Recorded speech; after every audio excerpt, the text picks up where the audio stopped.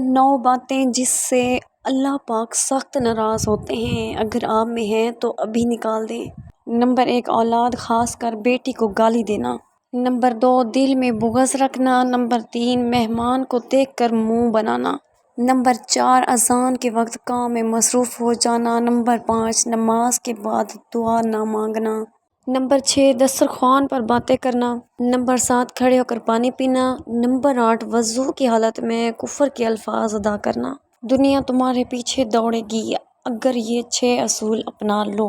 Number 1، جو آدمی لوگوں کے حالات دیکھ کر عبرت پذیر نہیں ہوتا، اللہ تعالیٰ اس کے حالات سے اور لوگوں کو عبرت دلاتا ہے۔ نمبر 2، جب کسی شخص کی عقل کامل ہو جاتی ہے تو اس کی گفتگو میں کمی آ جاتی ہے۔ نمبر 3، صبر کی 2 صورتیں ہیں، جو ناپسند ہو اسے برداشت کرنا اور جو پسند ہو اس کا انتظار کرنا۔ نمبر 4، اگر کوئی تم سے جلتا ہے تو بجائے غصہ ہونے کے ان کی جلن کی قدر کرو، کیونکہ یہی وہ لوگ ہیں جو تمہیں خود سے بہتر سمجھتے ہیں۔ نمبر 5، ہمیشہ ایسے شخص کو چنا کرو جو آپ کو عزت دے، کیونکہ عزت محبت سے کہیں زیادہ خاص ہوتی ہے۔ 6، اپنے بہترین وقت کو نماز میں وقف کرو، کیونکہ تمہارے سب کام تمہاری نماز کے بعد قبول ہوں گے۔ حضرت علی کی وہ 6 باتیں جو ہر کوئی نہیں سن سکتا۔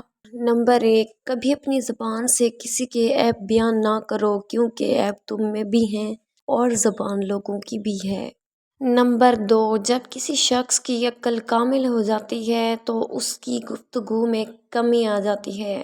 نمبر 3، صبر کی 2 صورتیں ہیں، جو ناپسند ہو اسے برداشت کرنا اور جو پسند ہو اس کا انتظار کرنا۔